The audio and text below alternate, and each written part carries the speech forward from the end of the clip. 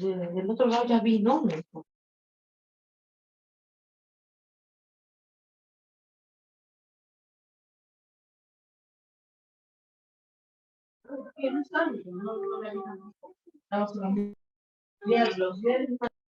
Muy bien, muy buenas noches.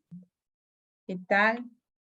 Falta un minutito, a ver, mientras van ingresando algunas cositas más. Mis buenas noches. Buenas noches. Buenas noches, Miss. Mis buenas noches. Buenas noches, ¿cómo están? Ahora sí. Vamos Buenas a... noches, Miss. Buenas Buenas noches, hija. noches. Buenas noches. Vamos a hacer cuenta regresiva. Muy bien, siendo las 8 de la noche, vamos a empezar con nuestra clase. Buenas noches, Miss. Buenas noches, chicas. ¿Cómo están? Qué gusto volverlas a escuchar. Esta es nuestra tercera clase, ¿verdad? Ya estoy Sí, viendo ahí Miss. que están ustedes preocupadas porque tienen bastante trabajo grupal, están armando grupos. Debe ser complejo armar grupos porque son más de 100 estudiantes. ¿De cuánto están armando los grupos? ¿De 10? Grupo ahorita todavía no formamos, Miss, para trabajos. Para trabajos todavía no hay. Aún no tenemos mis buenas noches. No hay Entonces, trabajo grupal todavía. muy bien, entonces todavía descansen. No se estresen todavía. Entonces formando, armando grupos. Ya llegará su momento ya. Ya llegará el momento en que tengamos que armar grupos. Sí, porque me gustaría escucharlas exponer y que también se conecten entre ustedes en grupos, por ejemplo, de 10 y que digan, bueno, este domingo nos reunimos las 10 a través del Meet, del Zoom, y se empiezan también a conocer y a conversar, a pesar que viven lejísimos, a distancias tremendas, pero sería muy bonito que tengan amistad y empiecen a conocerse un poquito más, ¿no? En grupos más pequeños. Muy bien, vamos a empezar nuestra clase del día de hoy, la tercera clase del 31 de mayo. Recordamos que la semana pasada también hicimos algo de la historia de educación inicial que el día de hoy vamos a comentar. Ya vamos primero siempre a orar, esa es la costumbre la costumbre no, es ese regalo que todos los días le tenemos que entregar a Dios, ¿no? Qué difícil se nos hace a veces orar en las noches antes de dormir, se nos hace complejo, preferimos primero la cama y nos da flojera estar sentadas orando. En la mañana nos olvidamos por los quehaceres de la vida. Tengo que cocinar, tengo que lavar, que el desayuno, que la lonchera, que tengo que irme a trabajar, y nos olvidamos de lo más importante. Entonces nos vamos a dar ese tiempito ahorita para decirle a Dios de todo corazón y que nos disculpe aquellas cosas que quizás le desagradaron el día de hoy de nuestra persona y agradecerle por la oportunidad que nos dio de volver a juntarnos con las personas que amamos, con nuestros seres queridos, con nuestros amigos y niños. ¿Ya? Le vamos a decir, Señor, tú eres nuestro escudo, protector, y en ti confiaremos por siempre. Que tus brazos nos rodeen en este día y nos protejan del mal. En el nombre de Jesucristo, tu único Hijo amado, predilecto. Amén. Que viva Cristo Jesús y nuestra querida Madre María. Amén, amén, amén. Amén, Miss. Amén. Qué bonito. Miren, amén, es parte de nuestra formación, porque las que estudiamos educación inicial, las que nos formamos para ser profesores de educación inicial, tenemos un espíritu muy abierto, un espíritu tierno, creemos en algo, en alguien, y es lo que enseñamos a nuestros niños, ¿no? Desde iniciar a orar, a decirle gracias, Señor, por este día. Gracias, niñito Jesús, por la oportunidad que tengo mamá y papá, y tantas cosas bonitas que los niños lo dicen de manera natural y espontánea cuando les decimos, ¿quién quiere orar? ¿Quién quiere orar? Yo, mis, a ver, ¿qué le quieres decir? Y ellos lo dicen con tanta emoción. Entonces, no sería válido que una maestra de inicial no ore, pues, que salga volando de su casa y se olvide la oración primero. Primero es orar y luego me voy a trabajar, a cocinar, a lavar, aunque sea un pedacito. Muy bien, vamos a continuar. Y miren lo que dice aquí. A ver, ¿quién lee? Yo, Miss. Miss. A ver, Sisibel. A ver, Sisibel. Sibeli. Sí, Beli. Buenas noches. Dice, es conveniente reunir a los niños pequeños en lugares públicos, que una mujer los vigile, que jueguen con libertad y escuchen cuentos y lecturas edificantes. Platón. A ver, ¿quién nos quiere explicar qué dice Platón? ¿O por qué dijo esa, o nos dio esa idea?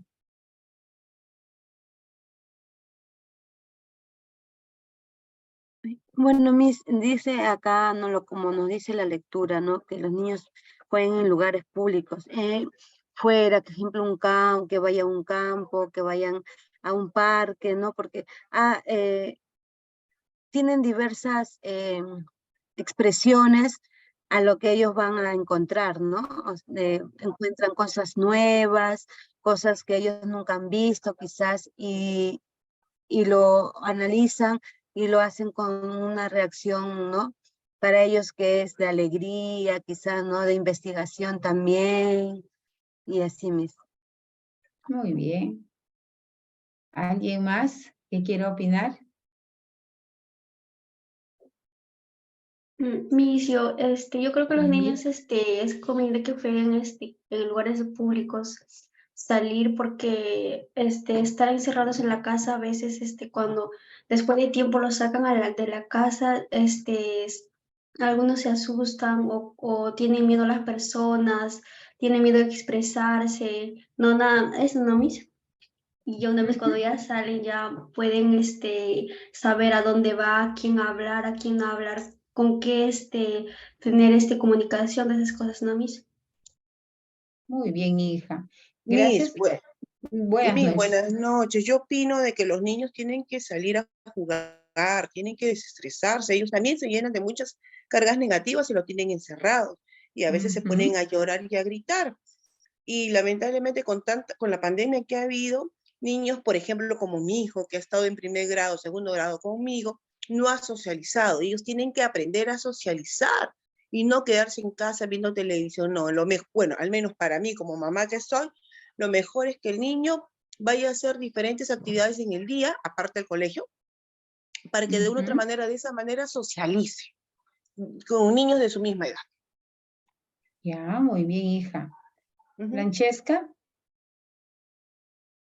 Yo también opino que sí deberían salir a lugares públicos, ya que de esa manera descubren cosas nuevas, aprenden cosas nuevas y también se desestresan como todo niño, ¿no? Eso nada más sería mi aporte, Miss.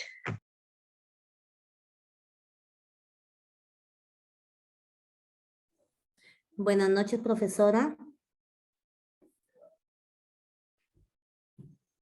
Buenas noches. Muy bien, Karina. Buenas noches. Bueno, yo también, yo pienso que sí es bueno que los niños, interactúen también con otros niños, ¿sí? También como que ellos se van socializando, conociendo, también, pero es bueno que estén, acompañados de un adulto, y también todo niño hay que tener también, ciertos, horarios, porque no puede estar todo un niño todo el día o horas en la calle, ¿sí? Bueno, eso también es mi opinión. Gracias. Maestra, buenas noches. Buenas noches. Ya. De las que Buenas noches, estamos ahí, maestra. buenas noches. A ver, dígame. Buenas Soy noches. Agustina, ¿escuchan? Sí, Agustina, te escucho. Buenas noches, maestra, y más mis compañeros también, muy buenas noches. Para opinar sobre el tema que estamos tratando, yo también opino que nuestros niños sí tienen esa libertad de salir al campo, porque así ellos también se adaptan a los que teníamos animalitos, salir en el campo, conocer, distraerse. Y yo creo que es muy importante sacar a nuestros niños porque en la casa pues estaría muy estresada, ¿no? Es mi opinión, profesor. Muy bien. Ahora de las que están ahí nada más, escúchenme, las que han levantado la mano. ¿Quién era Platón?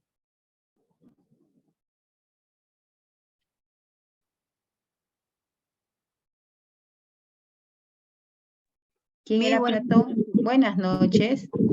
Un filósofo, Miss. Un filósofo griego, muy bien. ¿En qué año vivió Platón?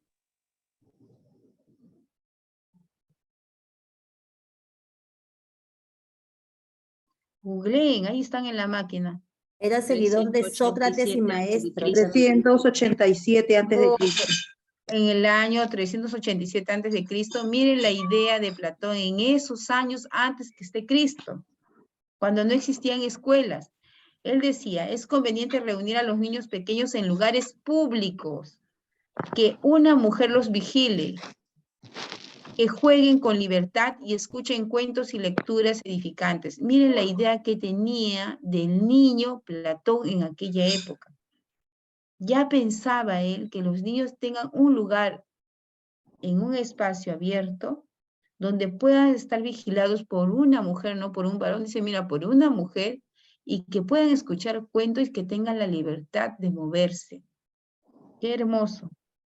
En el año 387 antes de Cristo. Entonces, a partir de esta idea, surgen pues lo que habíamos hablado las clases anteriores, la historia de cómo se inicia la educación inicial. Surgen pues grandes pedagogos, grandes precursores de la educación inicial. Hoy vamos a conversar acerca de ellos, ¿no? Ya hemos recordado sobre la clase anterior que durante la historia fueron apareciendo grandes personajes que dieron inicio a lo que hoy llamamos la educación inicial. Esto ya lo hemos trabajado. ¿Recuerdan qué eran los asilos? ¿Por qué hablábamos de asilos? La clase anterior. Miss, Eran un los sitio asilos. donde que ahí están los adultos. Los adultos. Los asilos eran donde Albergues. ajá, que cuidaban a los niños de ese entonces. Así es. Albergues. Muy bien. Entonces, los asilos eran centros donde se reclutaban a todos los niños que estaban desprovistos de padres y madres productos de la guerra. Entonces, cogían a todos los niños para que no estén andando en la calle y los metían a este lugar. ¿Se acuerdan de la señora Carpenter, Mary Carpenter? ¿Ella qué hizo? Ella distribuyó a los niños por edades, grandes en edad, más grandecitos o en menor edad en otras aulas. Pero en estos lugares eran lugares muy estrictos donde solamente aprendían de manera tradicional, memorística. Nadie podía hacer ruido, no salían a las calles, siempre paraban encerraditos.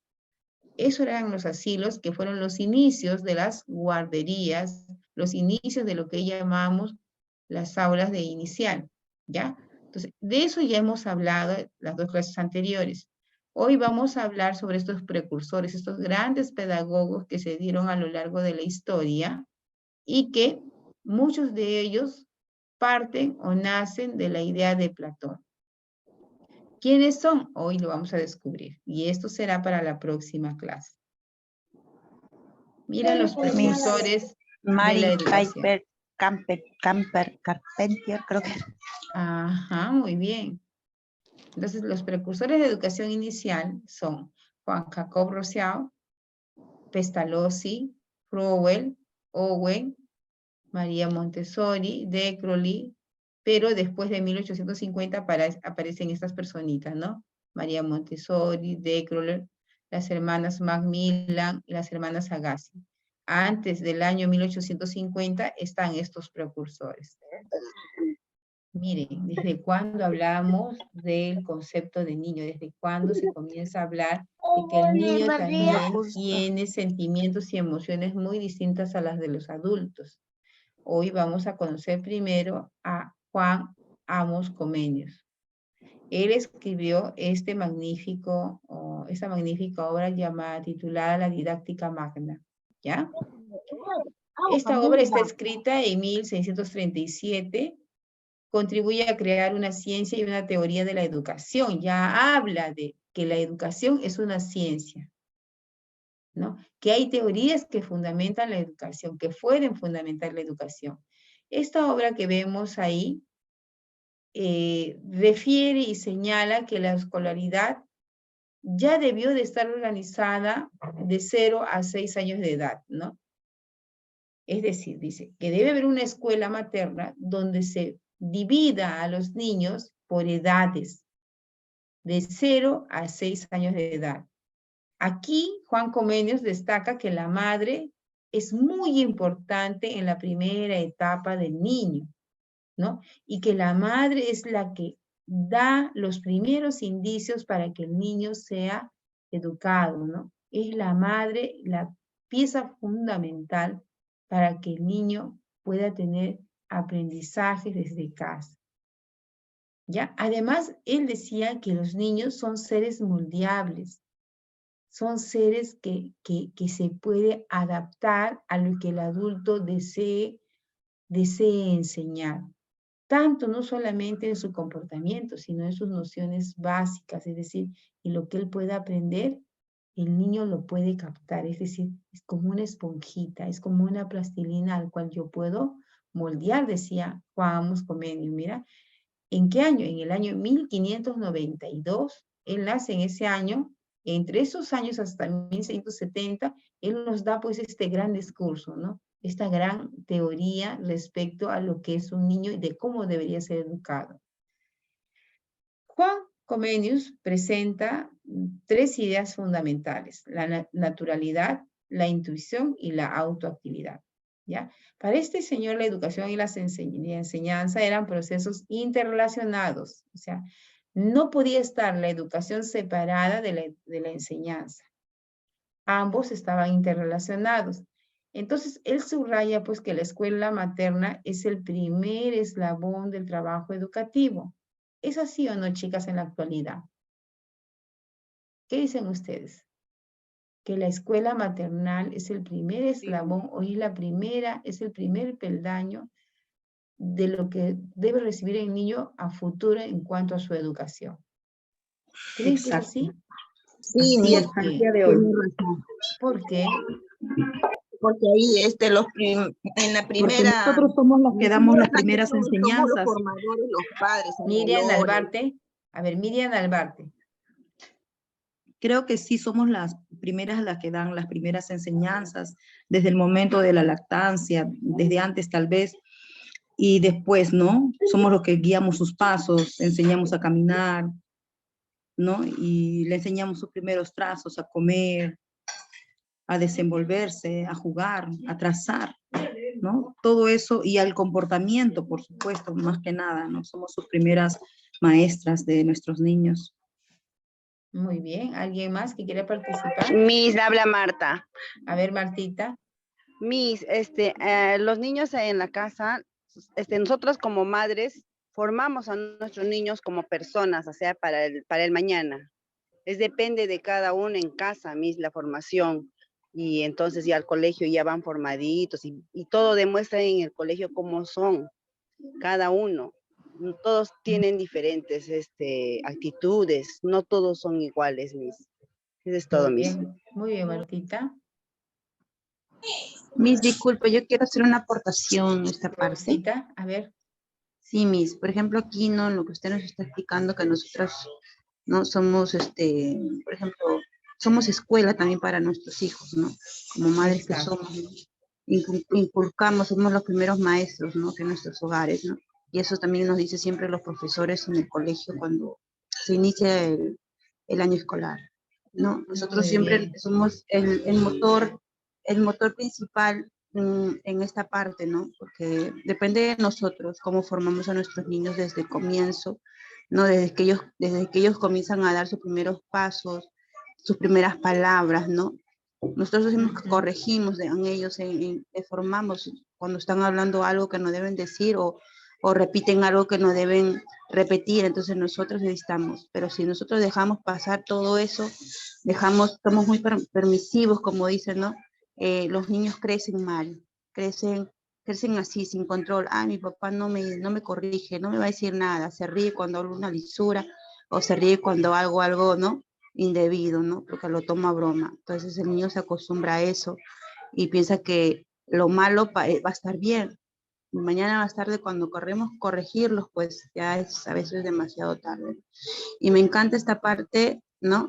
Que dice, ¿no? Didáctica magna, ¿no? Que escribe, ¿no?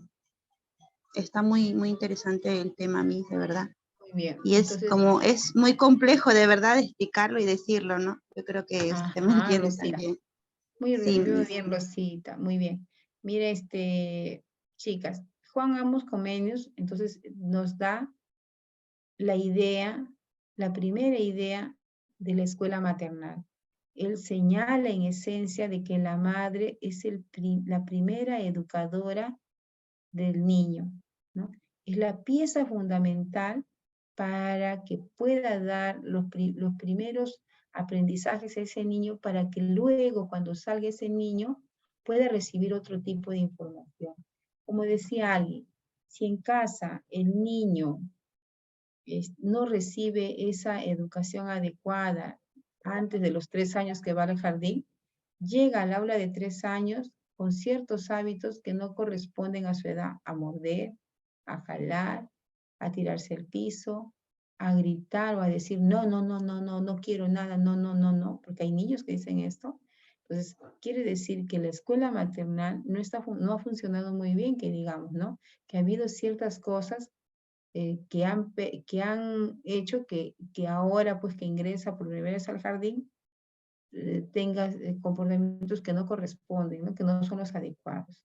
Entonces, miren, desde qué época se hablaba de la importancia de la mamá en la familia. Qué importante es mamá, ¿no? Dice, si no hay mamá, uy, la casa se viene abajo. Entonces, qué bonita esta obra o este pensamiento de Juan Amos Comenius. ¿Ya? Y a partir de él surge también otro gran precursor, ¿no? Miren, acá todavía tenemos información de Comenius, ¿no? Comenius además dice contribuyó al gran valor de la primera infancia, pues consideraba que en esta etapa era cuando se llevaba a cabo el más intenso desarrollo en el niño, por lo que se debía aprovechar para educarlo. Y él propuso que la educación estuviera a cargo de las madres en el seno de la familia y escribió otro libro, Información de la Escuela del Regazo Maternal. Aquí especifica que las madres son muy valiosas en los primeros años de vida del niño y entre otras obras también escribió El mundo de las cosas sensibles. Era un texto en prosa, pero también era por primera vez ilustrado. ¿Ya? Él también nos dice, pues, que de la escuela, el hogar es el primer centro del niño, ¿verdad? Pero en la época que él habla de este centro como hogar, el hogar como centro, no se oficializa todavía que haya otros centros externos fuera del hogar, es decir, que haya escuelas o instituciones donde se pueda trabajar con los niños. No se oficializa en esa época. Todo se queda en que el niño debe aprender dentro del seno de la familia, dentro del seno maternal, ¿ya? No se habla aún de maestras, de institutrices, no se habla de eso. Se habla de que las madres son las primeras educadoras de sus niños. Comenius es el primer hombre que acuña y dice que la infancia, la primera infancia, es una etapa primordial y principal porque es ahí donde el niño se le puede amoldar, ¿no? Se le puede formar, porque es un ser que puede recibir información y la puede aprender con facilidad. Es lo que hoy también hablamos. Hoy los niños, hoy si hablamos del concepto de niño, los niños pues son seres especiales que reciben información del mundo externo y que rápidamente las captan y lo socializan de acuerdo a su edad, ¿no? Lo expresan esas emociones. Entonces, hemos presentado a Juan Amos Comenius. Ahora vamos a hablar, ¿se acuerdan la semana pasada hablábamos de Jean Rousseau? ¿Recuerdan? ¿Recuerdan a ese tema de la clase anterior de este señor? ¿En qué época estuvo vigente? A ver, Google, ¿en qué época estuvo vigente Jean Rosado? 1712 a 1778. Ya, ¿en qué época? Hay una época, ya, esos son los años. ¿En qué situación de la historia estuvo este señor? En la La edad moderna. moderna. En la edad moderna, a ver, revisen y busquen, por favor.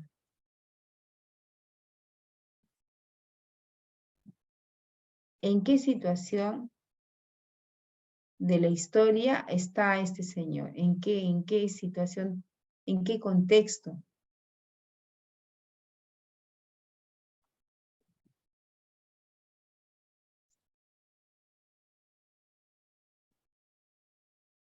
No pasamos y no buscan. En la edad moderna. Ya, ¿a qué contexto? Aquí está la definición de... Siglo XVIII. Educarlos en el siglo, Siglo XVIII. bueno. La revolución. La Revolución Francesa, Miss.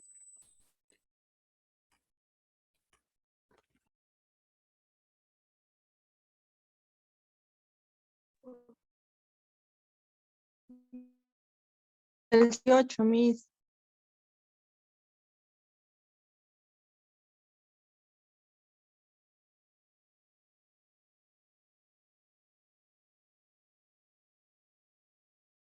Miss, ¿podría repetir la pregunta?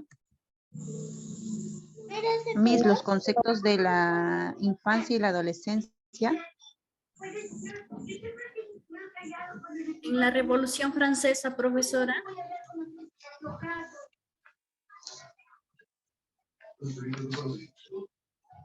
Romanticismo. ¿Has hecho el almuerzo?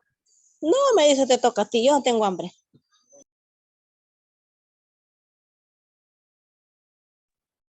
Creo que se les fue la señal en la Miss. Me parece que es en la época del romanticismo. Sí, profesora. Sí, En mi la época del romanticismo.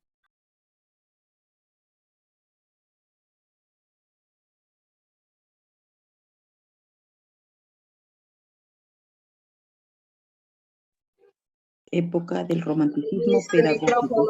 Pre-romanticismo. Pre-romanticismo.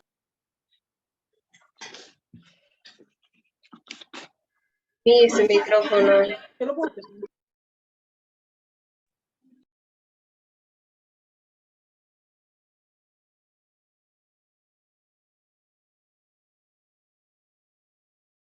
A mí su micrófono está apagado.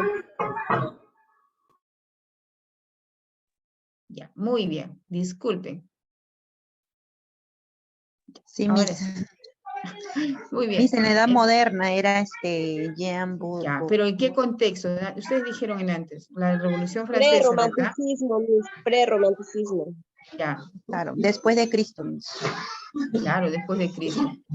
Pero en todo su apogeo de la Revolución Francesa. Sí, Miss.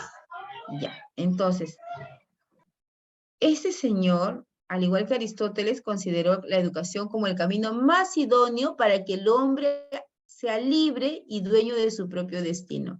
Hoy decimos, estudia, prepárate para que seas dueño de tu destino, para que nadie te moleste, para que tú digas, lo que yo aprendí, hoy lo disfruto ganando, ¿no? Entonces, más o menos esa es la idea que tenía el señor Rosao, ¿no? De que debemos formar hombres libres, dueños de su propio destino, pero con un tipo de educación adecuada. Él escribe un gran libro que se llama Emilio, o de la educación, ¿no? Y define que la educación en una ciudad, en un contexto, debe ser para formar ciudadanos libres, no ciudadanos coaccionados, ¿no? Ciudadanos que respondan a lo que le digan los gobernantes. No, sino que ellos sean libres en pensamientos, en ideas y en movimientos. Su principal aporte a la educación es el haber enseñado de que el niño es un ser sustancialmente diferente al adulto, sujeto a sus propias leyes y evolución. Es decir, antes de él, decía, no se tomaba importancia o el valor a la educación de un niño. Creían que el niño era un adulto pequeño. Se creía que un niño no tenía emociones, ni sentimientos, ni ideas, ni tenía por qué intervenir en las reuniones de los adultos. Con él no. Él nos dice que el niño es un ser diferente al del adulto, que tiene sus propias emociones, sus propias necesidades, sus propias ideas, sus propias emociones, ¿no? Y que debemos de respetar su proceso de evolución. Juan de Zuviria, que es un pedagogo actual, nos dice pues que él fue el primer pedagogo que indicó que la educación en la primera infancia era vital e importante, que se diferencia al niño por sus procesos, por su desarrollo evolutivo. Entonces, a partir de Rousseau se inicia pues la doctrina de ver al niño como el centro y el fin de la educación. ¿Cuál es el fin de la educación actualmente? ¿Quién es el actor principal de la educación? El niño, ¿no? Es el centro de atención de toda la educación. Entonces, dice que a los niños le debemos dar recursos educativos que se adapten a las etapas en el cual él se va desenvolviendo, ¿no? Y que estos materiales que reciban sean de su entero interés, que despierten en él actitudes. Y además que el educador debe esperar con alegre confianza la marcha natural de la educación e intervenir lo menos posible en el proceso de su formación. Ustedes aún están en el primer ciclo. Pero algunas me imagino que ya me dijeron la vez pasada que ya habían trabajado y tenían muchos años de experiencia en el tema de educación. Y las que tienen experiencia, les pregunto ahora, ¿qué son las maestras para los niños? ¿Son sus ejemplos, son sus modelos? ¿Cómo debe la maestra trabajar en clase con su niño? ¿Cómo debe ser esa maestra? Preparada, capaz de Activa, manejar sus emociones. Exacto. Tienen que tener bastante amor y darle bastante amor a los niños. Tienen que tener amor a los niños. Levanten sus manos. No se les entiende cuando hablan todas juntas. Competencias, tener emoción, saber controlar sus emociones, dicen, ¿no? Tener amor a los niños. Paciencia, Miss. Mucha paciencia. Miss, yo creo que también debe de ser una profesora innovadora, ¿no? En innovar actividades en las que el niño pueda explorar, ¿no? Muy bien. Entonces, ¿saben qué significa esto de que el adulto no debe, el maestro o el adulto no debe intervenir lo menos posible en la formación, en el proceso del niño? O sea, en ese proceso de aprendizaje del niño, el adulto debe de intervenir lo menos posible. Es decir, por ejemplo, están en un aula de clase y la maestra coloca en el centro va a trabajar, por ejemplo, conjuntos. Va a trabajar conjuntos y le va a entregar un montón de muñequitos de diferentes colores y formas. Y se acerca a la mesa y le dice, van a trabajar, van a agrupar. Y se agrupa así, chicos. Azul por acá, rojo por acá. ¿Y qué más pueden agrupar? Y la maestra nuevamente regresa. Oye, no, aquí en los grupos de rojos has puesto también el azul. Vuelve a regresar. Así no se agrupa así.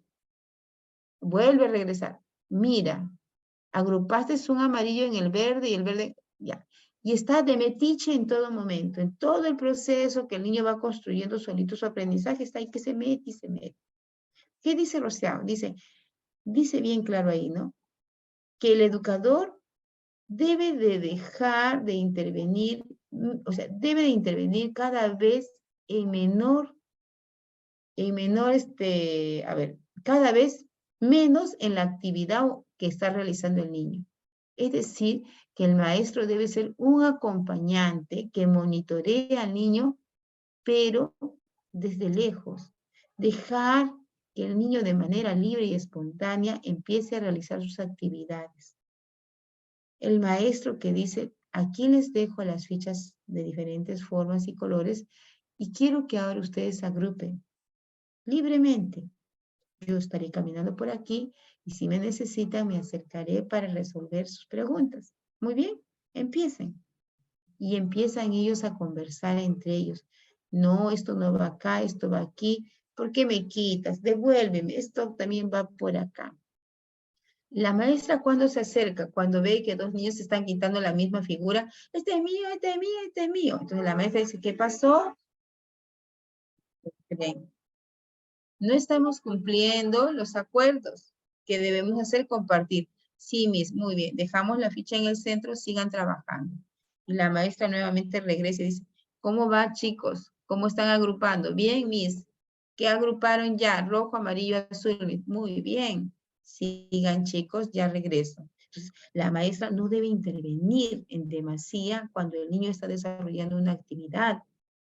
La maestra debe solamente ser una acompañante que permita que el niño trabaje de manera libre, sin presión. Ya ves, no lo hiciste bien. Ahora toma tu hojita de aplicación y ahí recorta todas las figuritas y pega lo que corresponde. Esto no va acá, lo sacas para ponerle en el otro lado. Esto tampoco va acá. ¿Y el niño cómo se siente? Triste. Porque la maestra no está respetando la forma como él está pensando.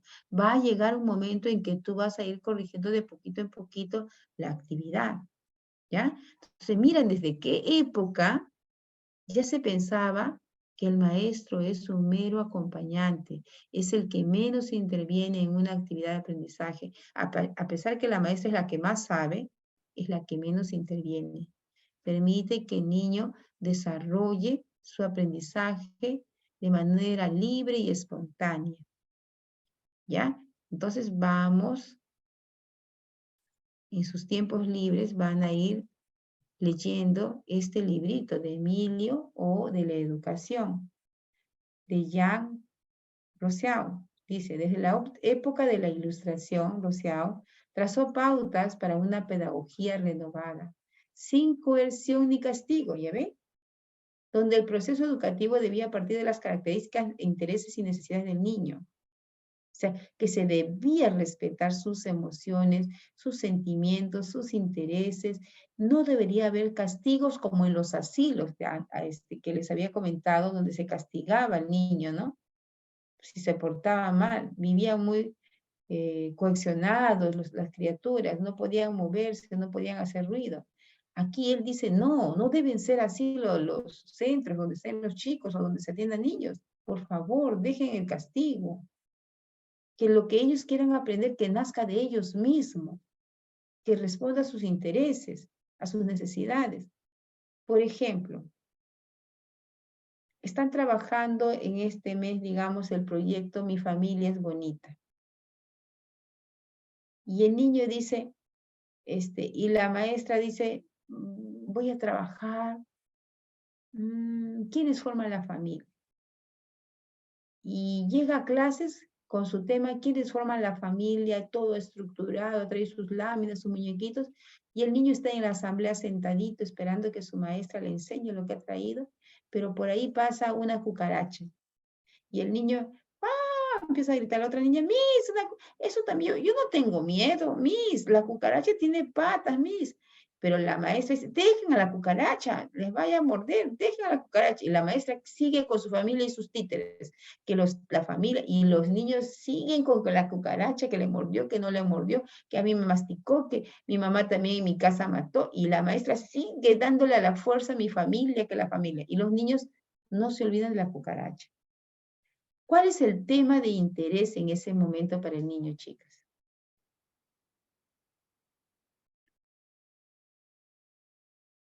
¿Cuál es el tema de interés? A ver, Gabriela. La cucaracha. La cucaracha, cucaracha. Entonces, La muy cucaracha, bien. cucaracha, Excelente, Gloria Francesca, muy bien. Muy bien, Dianita, Matilde. Entonces, La la cucaracha. maestra, muy bien, chicas. Cuando ustedes van a ir avanzando en los ciclos, les van a decir, cuando la maestra trae muy bonita su sesión de aprendizaje de la familia y ha sucedido algo importante en ese instante donde los niños no dejan de conversar, no dejan de hablar, su centro de atención y de interés es el problema que sucedió de la cucaracha. Entonces la maestra inmediatamente dice, muy bien, guardamos un ratito en la familia y conversamos sobre lo que ustedes me están comentando, lo que están observando. ¿Qué pasó? A ver, cuéntenme, Miss, ¿qué por acá? Muy bien, entonces, ¿dónde más habrá cucarachas? ¿Afuera? Sí. ¿Y por qué creen? No sé. Muy bien, chicos. Entonces me parece que ustedes tienen mucho interés por conocer de dónde vienen las cucarachas. Lo voy a escribir aquí en la pizarra para que mañana nos volvamos a recordar y nuestro siguiente proyecto se llame o podamos investigar sobre las cucarachas. ¿Les parece bien? Sí, Miss. Muy bien, ahora sí continuamos con nuestro tema. O sea, aquello que a él le interesó, le causó impresión, necesita saber, no lo dejo en el aire y le obligo a que ya no piensen en eso y piensen en lo mío. No, tomo a esa idea, lo hago importante, hago que ellos se sientan bien de lo que ellos quieran aprender y lo apunto ahí en un papel gigante donde ellos puedan decir, uy, la Miss va a apuntar y otro día vamos a hablar sobre lo que ella dice, lo que hemos observado el día de hoy. Miren, ¿quién lo dice? Y eso es lo que se hace ahora. ¿Quién decía eso? Nuestro amigo Jack. ¿En qué año? Entre los años 1712 a 1778. Miren cuántos años han pasado y cómo esas ideas prevalecen en la actualidad. ¿Ya? Además, planteó que éste conoce el mundo de manera natural a través de sus sentidos. ¡Qué importante! Cómo él se dio cuenta ya que los niños aprenden de las cosas a través de sus sentidos. ¿Y qué sentidos tenemos? ¿O qué sentidos tienen los niños? ¿O son diferentes a los de los adultos? ¿O los adultos y los niños tenemos los mismos sentidos? ¿Qué dicen ustedes? A ver, no puedo ver nombres acá, Dios. A ver, chicas, para mí si yo abro todo, a ver, Marjorie. Marjorie. Miss, aló Miss, buenas noches. Aló, buenas Sí, noches. A ver. los sentidos de los niños son los mismos que tienen los adultos, ¿no? Que es ¿Y vista, cuáles son tacto, esos sentidos? vista, tacto, olfato, gusto. A esos sentidos se refieren. Muy bien. ¿Y a qué se refiere él que plantea que el niño conoce el mundo de manera natural a través de sus sentidos? ¿Cómo lo podríamos explicar, Marjorie? Ya. Es decir, cuando los niños juegan a través del tacto, o sea, se puede, por ejemplo, ¿no? Si se está hablando acerca de como estaba hablando ustedes, de un proyecto, ¿no? El proyecto de los caracoles. Entonces, ¿qué hacemos? Se sale al jardín, al jardín del inicial, si es que lo tiene, pues lo tuviese, entonces de repente por ahí hay caracoles, ellos tocan lo que es el árbol, tocan el caracol que tienen, o sea, con su manito van sintiendo si tiene olor, si tiene hijos, o sea, es un tema variado, ¿no? De ahí se puede involucrar qué tiene el caracol, tiene mamá, tiene papá, tiene hermanos, o sea, de allí se va desarrollando en sí un tema, pero a través de qué, a través de sus miradas, a través de su tacto, a través de su caminar, de su correr, en las diferentes situaciones de que se pueda presentar, ¿no? O inclusive pintando con la témpera, o sea, todo lo que el niño pueda percibir a través de sus sentidos, ¿no? Muy bien, Marjorie. Entonces él dice, ¿no? Lo que tú nos estás planteando, ¿no? Que el niño conoce su mundo externo, su contexto, su entorno inmediato a través de los sentidos.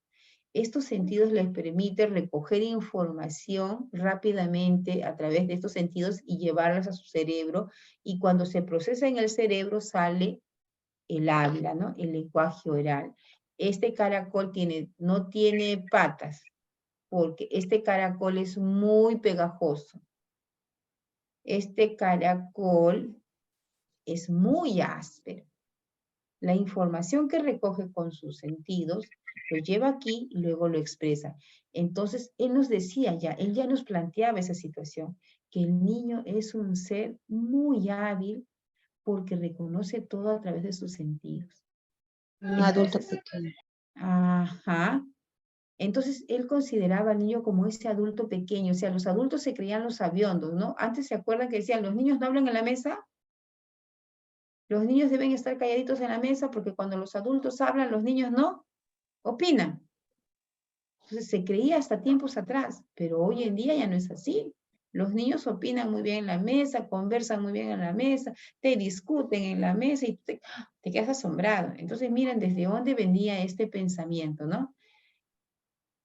Es así pues que se crea un nuevo cambio en los paradigmas respecto a lo que se pensaba de un niño, ¿no? Un niño callado, taciturno, sin pensamientos, sin opiniones. No, dice él, no es así. Se cambia ese paradigma, se borra el paradigma y se dice, no, el niño es un ser activo que tiene sentimientos y emociones, es diferente a la edad adulto, tiene un proceso evolutivo, un proceso de desarrollo diferente al adulto, además de que recoge información del mundo externo y esa información luego lo transmite. ¿Dónde encontramos estas grandes ideas? En esta obra, Emilio O de la educación, ¿ya? A partir de ello surge pues la escuela nueva, ¿no? Que se va a dar en la próxima clase.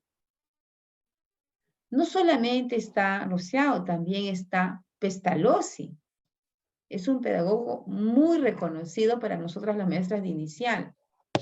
Johann Pestalozzi trabajó con niños pequeños, pero no creó una propuesta educativa para esta población. No hizo una propuesta educativa para los niños más pequeños, pero realizó una obra titulada Educación Corporal, en donde nos da a conocer la diferencia que hay entre la educación doméstica y la escolar. La educación doméstica que se daba en las escuelas, en el seno materno, y la educación que sería muy distinta en un lugar diferente a la casa, ¿no? Él decía que debe haber, que la educación que se da en la familia debería de continuarse en una escuela o en un lugar diferente a la del hogar, que no se quedara ahí, que los niños no solamente deberían aprender, como decía nuestro amigo al inicio, recuerdan a nuestro amigo que escribió la didáctica magna, Amos Comenius, que nos decía que la primera escuela de los niños era la escuela materna.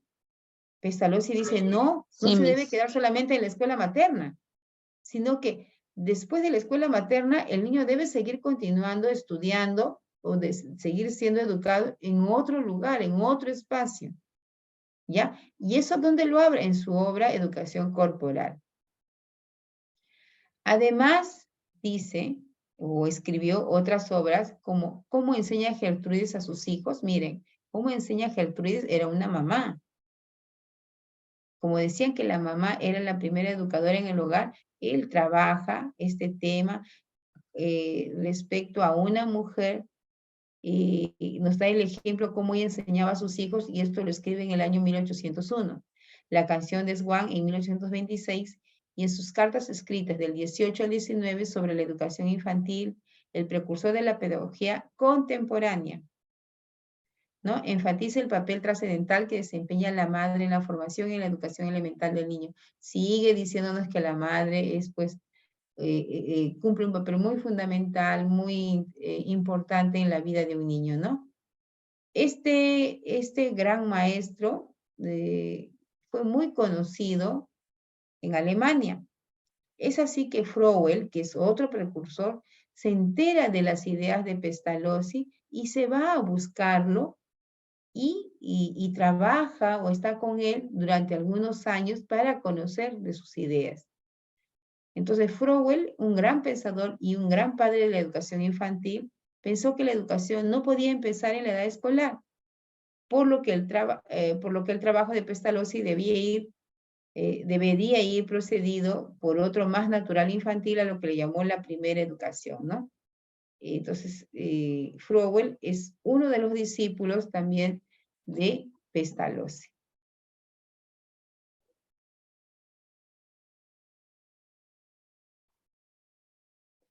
¿Quién fue Ricardo Owen?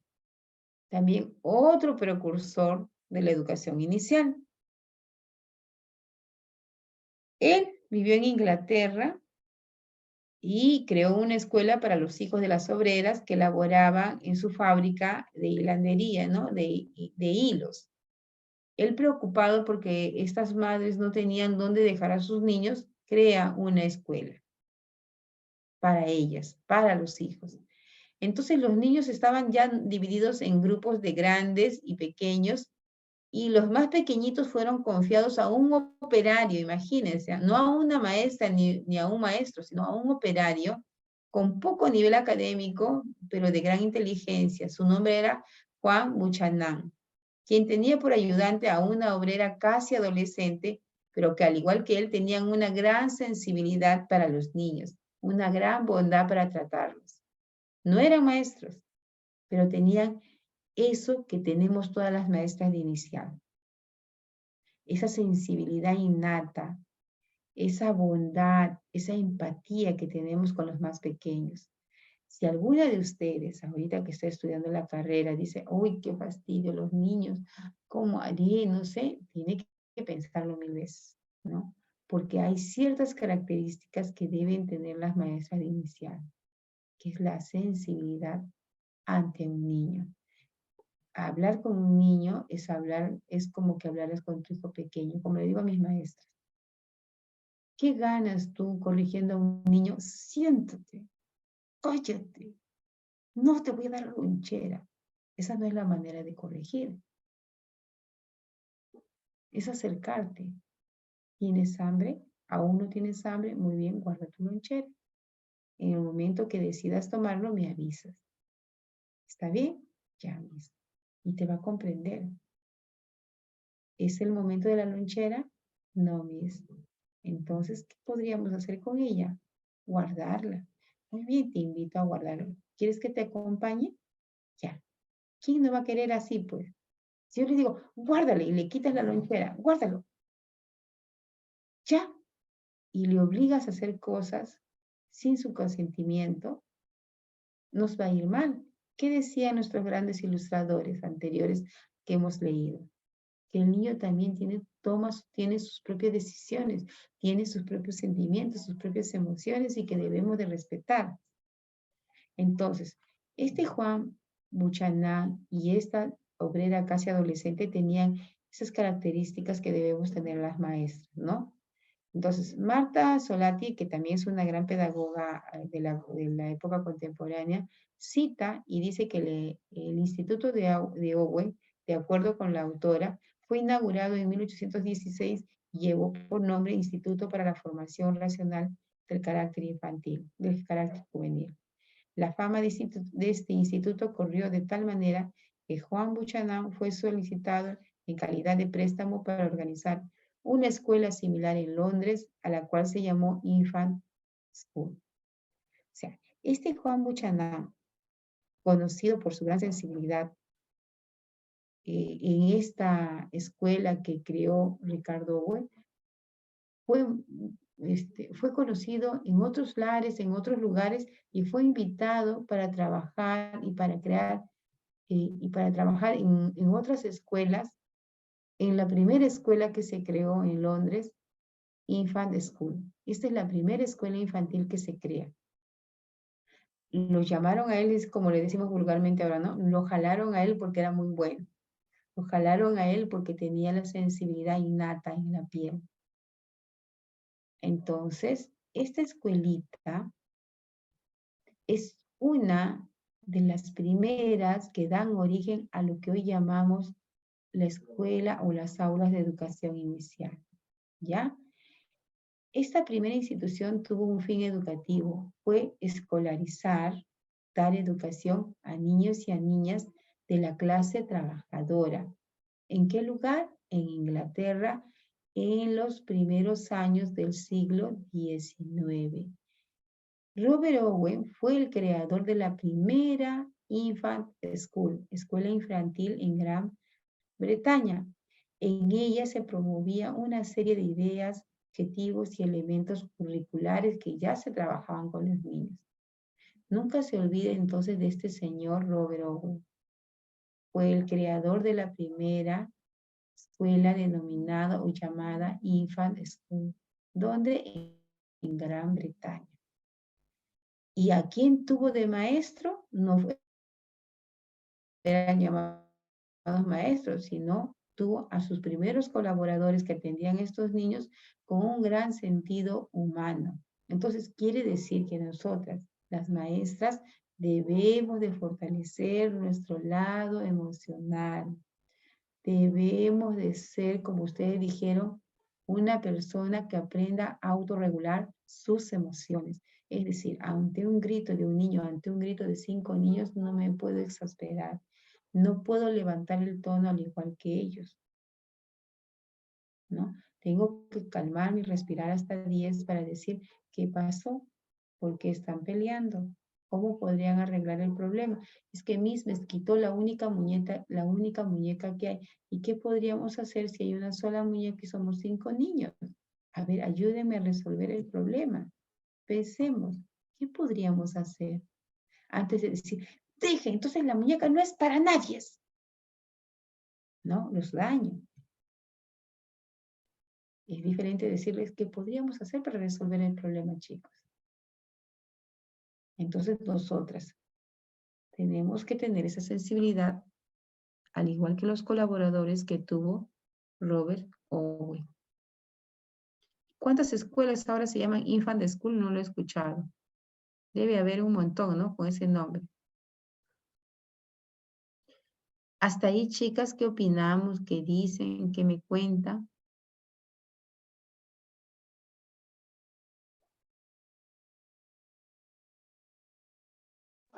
Está ¿Cómo muy deben ser las interesante. maestras? ¿Cómo ustedes autorregulan sus emociones? A ver, cuéntenme, chicas.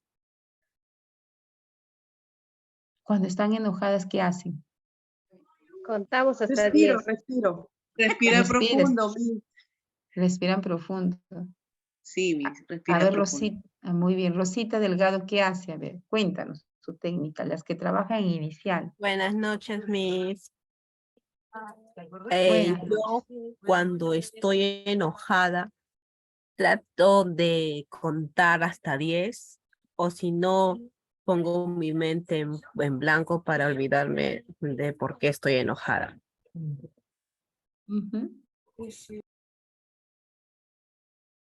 A ver, la siguiente, a ver, no veo acá. Tengo que abrir aquí mi pantallita. Caterine Mendoza, a ver, y Janet Hola, Guis. Miss, buenas noches. En ese orden, ya Caterine y luego Janet, a ver. Mis buenas, sí, en mi caso todavía no soy auxiliar, pero tengo hijitos. Hijito ya, ya, lo que yo trato, por ejemplo, que he aprendido por la experiencia de mamá, es al menos con mi pequeñito, es entender que es un niño primero, y que yo soy el adulto, que yo soy el adulto, que yo soy la que puedo regular mis emociones, que yo soy la que tengo que ayudarlo a él a controlar sus emociones, ¿no? De verdad que me ha costado en el tiempo, como le digo, pero eso lo aprende uno también, porque yo como adulto tengo que tratar de dar el ejemplo, ¿no? Si yo me altero o me pongo así, el bebé no se va a calmar. En cambio, si yo me calmo, respiro profundo, que como le digo, es un proceso de adaptación que lo estoy tratando de hacer y me ha funcionado. Al menos tengo un bebé de 2 años y eso lo estoy aplicando con ellos, ¿no? Que como están con toda esa edad de la rabieta, de que no quieren, de que sí, y cambiarlo, desenfocarlo también, desenfocarlo el tema, decirlo, ya como dijo usted un ejemplo hace un rato, ¿no? Ese de la cucaracha, ya sí, ya esto, pero ahora mejor jugamos con mira qué bonito, esto lo guardamos y después si cambiamos, le damos la importancia a ese momento, pero le damos alternativas o lo involucramos, como usted dice, ¿no? En qué más podemos hacer, en la solución. Y los niñitos, de verdad, así sean chiquitos, pero tengo sobrinitos, primitos y 2 hijos mayorcitos ya de 11 y 12. lo hacen. Increíblemente, hay gente que dice, no entienden, pero sí entienden. Los niñitos entienden. Y eso en mi experiencia, como le digo a mi mamá, y yo he sido auxiliar hace muchos años, hace como 25 años he sido auxiliar, y recién me estoy animando a hacer la carrera.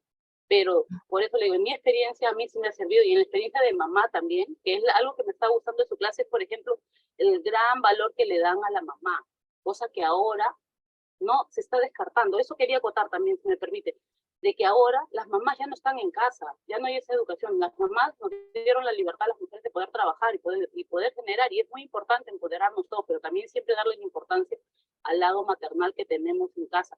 Y no es cantidad, es calidad, que ese ratito que podemos estar en casa cuando no estamos en trabajo, darles a los niños esa importancia, y eso nos va a ayudar. Este momentito, de repente con el trabajo, toda la carga emocional que tenemos laboral, pero en ese ratito entender, yo soy la mamá, él es el bebé, él es el niño, al menos como mamá, o las profesoras, yo soy la adulta, él es el niño, yo lo voy a ayudar a regular sus emociones, regulando las niñas primero. Eso era mi, gracias. Muy bien, Caterina. A ver, dijimos en antes el orden. Janet. Janet. Hola, Janet. Gracias por prender tu cámara, gracias. Bueno, en mi caso no sé, nunca he sido docente, pues, ¿no? He tenido experiencia con mis sobrinos, donde el cual mis sobrinos son seguiditos, ¿no? Lilian, apaga tu micro. Lilian, apaga tu micro. Gracias, hija. A ver, sigue, Janet. Bueno, voy a seguir. Yo no he sido docente todavía, pero bueno, yo tengo a mis 3 sobrinos seguiditos, ¿no? Uno en un añito nomás se lleva. De 3 añitos, 2 añitos, 1 añito, ¿no? En un añito nomás se lleva. Pero donde el cual mis hermanos me dejan, pues, a mis sobrinos, los 3, ¿no? Pero como dice, ¿no? Todas mis compañeras que tienen sus propias experiencias con sus alumnos, así. En mi caso, yo no soy mamá ni nada de esto, entonces les digo, no, dicen, tía me ha quitado esto, tía esto me ha hecho. Al principio les decía, tranquilos, compórtense, tranquilos, ¿no? Y después les decía, muy bien, chicos, ahora vengan acá los 3. A los 3 les decía, pero ¿por qué? ¿Por qué le hicieron esto? A ver, niños, ¿quién ha hecho esto? Entre ellos, ¿no? Entonces, a veces uno te saca de las casillas, ¿no? Entonces yo tengo que decir, controlarme a mí misma. Dios mío, dame paciencia para estos niños. Y bueno, y aprendí a convivir con mis sobrinos y digo, ¿no? Que se necesita mucha paciencia, bastante paciencia para los niños porque son diferentes.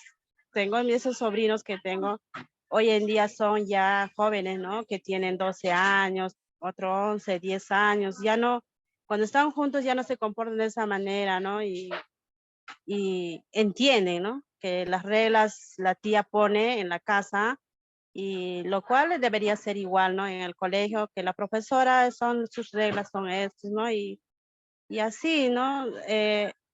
Educarlos a los niños, ¿no? Porque los niños siempre son pequeñitos, te escuchan. Y cuando van creciendo cada vez, también te responden, ¿no? Y escuchar lo que opinan los niños, lo más valioso que puede haber eso, ¿no? Escuchar. Y el control del carácter es simplemente respirar profundo y cerrar los ojos y decir ya.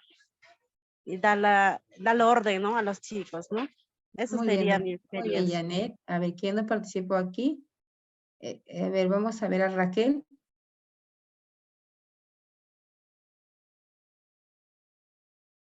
Raquel.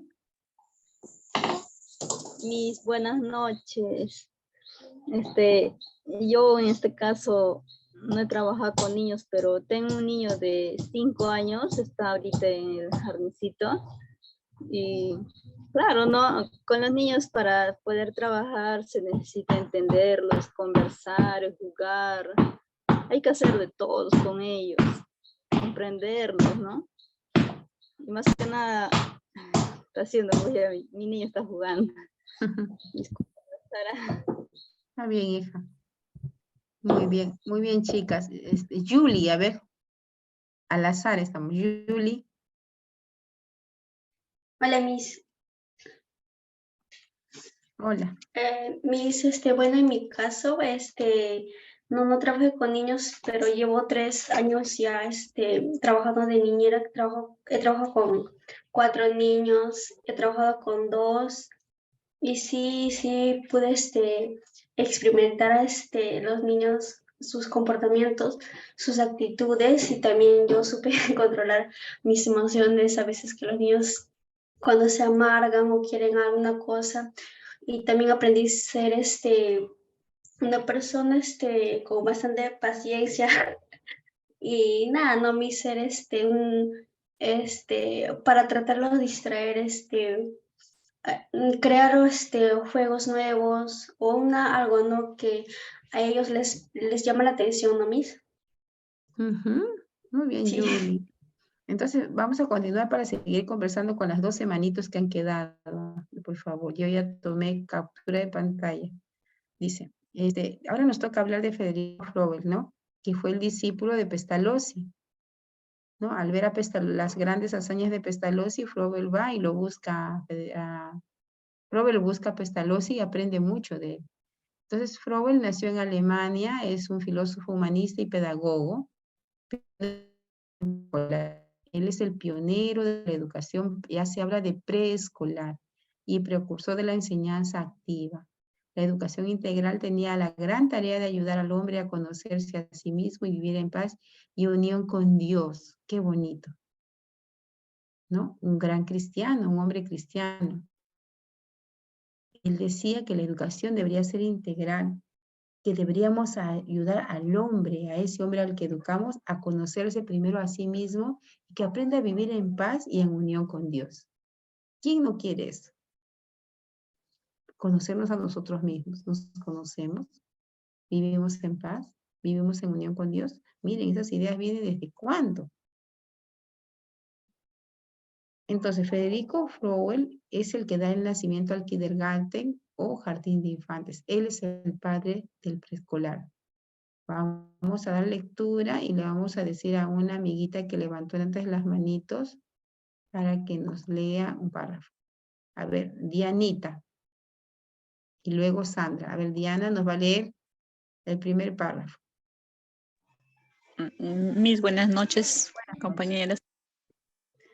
Dice, la educación infantil con carácter educativo nace al concretarse en el ámbito teórico de la doctrina pedagógica, que sustenta los fundamentos de la educación de la primera infancia. Fue en 1840 cuando el pedagogo alemán Federico Froebel sistematizó su teoría y lo puso en práctica creando el Instituto para Niños Pequeños, al que luego denominó Kindergarten, primera institución de educación con fundamentos psicopedagógico y filosófico. La nueva institución... ¿No, mamis? Sigue. La nueva institución que nace con Froebel no habla de beneficencia o cuidado, habla de educar no solo a los niños, sino también a las madres y a las educadoras de la acción directa de estas últimas con materiales en ambientes totalmente diseñados para niños. Es por esta razón que es considerado el padre de la educación de la infancia por haber fundado la primera institución formal de la educación infantil. El modelo pedagógico planteado gracias, por... Hasta ahí, Dianita. Muy bien, gracias, Dianita. Sandra, gracias, Diana. Sandrita. Sandra García. Buenas noches, bueno, voy a seguir, ¿ya? El modelo pedagógico planteado por Froebel tuvo una aceptación, pues ofreció un currículo específico para la educación inicial y por su concepción abierta y activa del niño, muchos de los principios, actividades y materiales creados por este gran educador mantienen vigencia en todas las modalidades curriculares actuales que consideran al niño el centro del proceso educativo. Frober fundamentó su escuela en un sistema de principios, los cuales es necesario analizar si se quiere comprender su pensamiento pedagógico. A continuación, una síntesis de estos principios. Muy bien. ¿Qué entendemos de esta lectura que hemos hecho? A ver, acá hay manitos. ¿Qué entendemos de la lectura que he hecho? Vamos a llamar a Michelle, a Arévalo, a ver. ¿Qué entendimos, Michelle, de lo que se ha leído? La parte central. Lo más importante que te haya llamado la atención. A ver, ¿qué se entendió? Comprensión de textos, a ver. Buenas noches, Miss. Hola, Michelle. No puedo prender la cámara porque es aquí No, no te preocupes, te escucho, la hija. selva y es muy lento el internet. Ya. Dice que al hablar de, aquí habla de educar, que no solamente dice con los madres y los educadores, o sea, las acciones son materiales en los ambientes diseñados para los niños, ¿no? En este caso, está considerado de parte del padre del educador de la infancia, dice. Si bien cierto que usted estaba hablando, ¿no? Toda la formación y todo eso, ¿no? En sí sale todo del hogar, ¿no? Y este científico, creo que es, Pedagogo. este pedagogo, en su teoría, está poniendo todo prácticamente para que nosotros ya tengamos un conocimiento, ¿no? De cómo vamos a trabajar con estos tipos de niños, mayormente que nosotros estamos en lo que es de educación inicial. Es algo así que entendí, ¿no? Ya, muy bien. ¿Qué se le considera a Froebel, Rosa García? ¿Cómo se le considera a Froebel? Hola, buenas noches. Hola, Rosita. ¿Cómo se le considera a Froebel? ¿De qué se le considera a él? ¿Por qué? ¿Qué es lo que crea él? Él ha sido el creador dice, de un instituto al cual se ha denominado como kindergarten, ¿no? Que se basó básicamente en el cuidado de los niños, es decir, no como una guardería o donde solamente se atendiera a los niños, sino que se les educara. Y no solamente educación a los niños, sino que también preparar a las personas que se encargaban de ellos, o sea, educar también ya sean a las madres o a las educadoras que estaban a cargo de los niños, ¿no? De esta institución. Creo que yo creo que desde ahí nace, ¿no? De lo que ahora nosotros somos las maestras de inicial, las que vamos preparándonos. Creo que nace desde ahí, ¿no? La preparación para que estos niños también reciban una mejor atención, pero con educación, ¿no? Y basándose básicamente en tener materiales que sean adecuados para ellos, ¿no? Tanto como los ambientes también adecuados para los niños, para que así puedan educarse de forma correcta, ¿no? De forma de que ellos se sientan bien también y considerados y con respeto también, porque ellos han sido el punto de atención, ¿no? Y deben ser el punto de atención siempre, ¿no? Muy bien, Para ello Rosita. debemos estar preparados todas las maestras. Muy bien, Rosita. Qué bien, ¿no? Ella observa la imagen, rápidamente da una lectura y inmediatamente empieza a dar sus ideas. Sí, pues es cierto lo que dice Rosita y lo que está en el texto, ¿no? El padre del primer kindergarten a nivel mundial, lo que hoy decimos un aula de inicial, y habla también de ese binomio, ¿no? Del trinomio educativo, ¿no? Maestros, niños y padres, ¿no? Educar no solamente al niño, sino que se eduque también la madre y se puede educar a la maestra, ¿no? Dar la educación adecuada para que esto pueda funcionar. Y nos habla que el niño es el centro principal de la atención en sus aprendizajes. Muy bien, Rosita García. Y entonces, ¿cuáles son esos grandes principios de los que nos habla Froebel? Nos habla del principio del paidocentrismo. El niño es el centro de la educación, el eje de todo proceso educativo. el principio de la individualidad. Cada niño es único, singular, por lo que necesita una atención especial y particular. Libertad. El niño debe moverse en un ambiente de libertad, tomar decisiones y actuar de manera independiente. Autoactividad. El niño es un ser activo por naturaleza, no hay niño quieto. Unidad. La creación no fue concebida a través de formas aisladas e inconexas. En la naturaleza está lo diferente sin perder su integridad. Chicas, estos principios que están aquí es lo que hoy se ha mejorado y ahora son 7 principios en educación inicial actualmente, es lo que se ha ido mejorando a lo largo de los años y hoy hablamos de 7 principios que en otra clase vamos a conocer, ¿no? Y nos da esa idea fundamental que la maestra debe tener en su cabecita, que el niño es un ser de acción y de movimiento. Por gusto luchan las maestras en tenerlos sentados media hora, escribe que te pinte, que te raye, media hora y dale, dale, dale. Si los hacen sentar media hora es porque obligan, pero es difícil. Un niño no puede mantener su atención más de 15 a 20 minutos cuando tiene pues 4 años o 3 años. El niño es un ser de movimiento, es un ser activo por naturaleza. Por eso es que los niños corren, ven el parque y ¡fum! Vuelan. Se van por todos lados, ¿no? Salvo que sea un niño temeroso, un niño que está muy delicadito, está siempre pegado a mamá.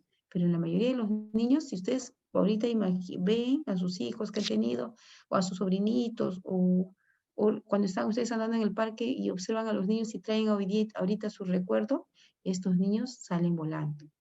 Veloces. Entonces, además que dice que el niño es individual, es un ser único, diferente a otro niño, tiene su propio ritmo de aprendizaje. Ningún niño va a aprender igual que el otro niño.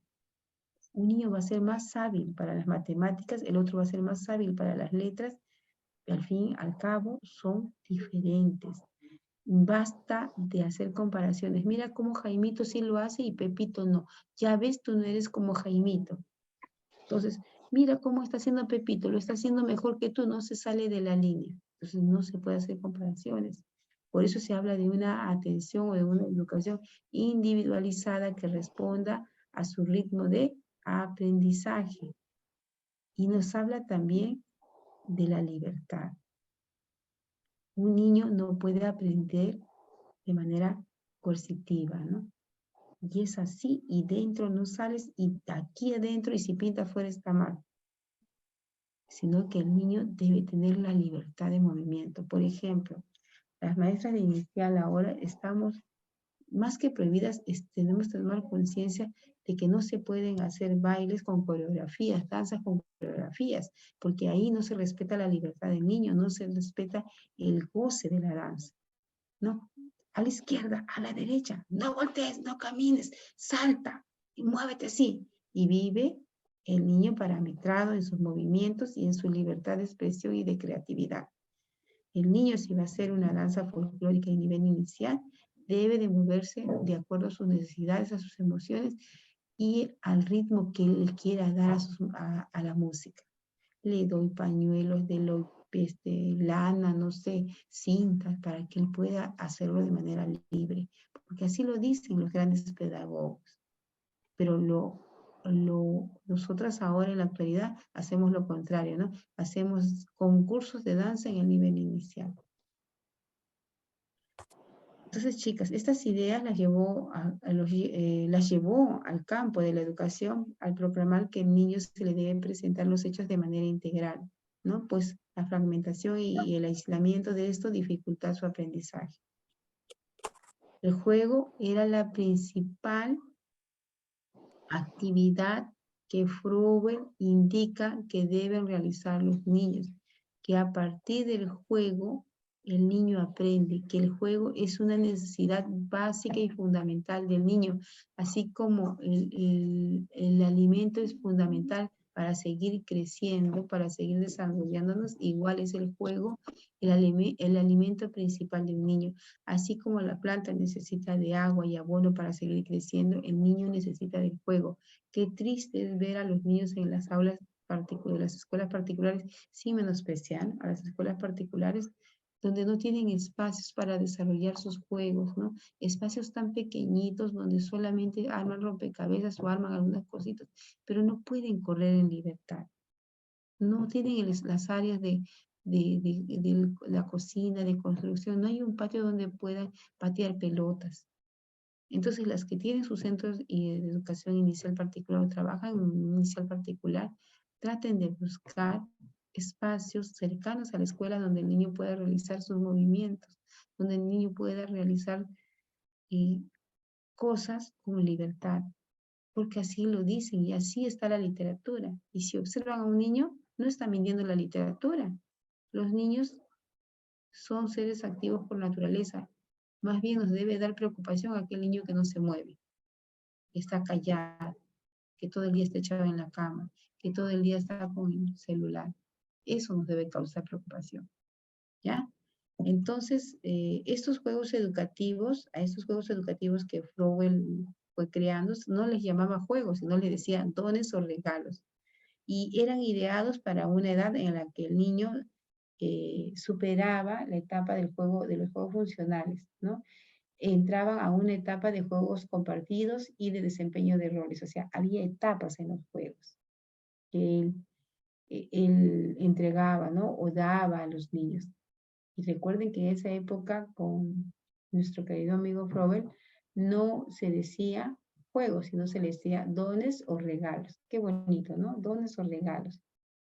Y así llegamos pues a Marta Salotti también, que ofrece, ella nos habla más de los materiales y las actividades necesarias para el trabajo en la edad preescolar, ¿no? Ella también está basada en las ideas de Flowell, ¿no? Ella habla de 5 series, por ejemplo, juegos gimnásticos acompañados de cantos, cultivo de jardín, cuidado de plantas y animales domésticos, poesías, cuentos, dramatización y cantos, excursiones, juego y trabajo con dones.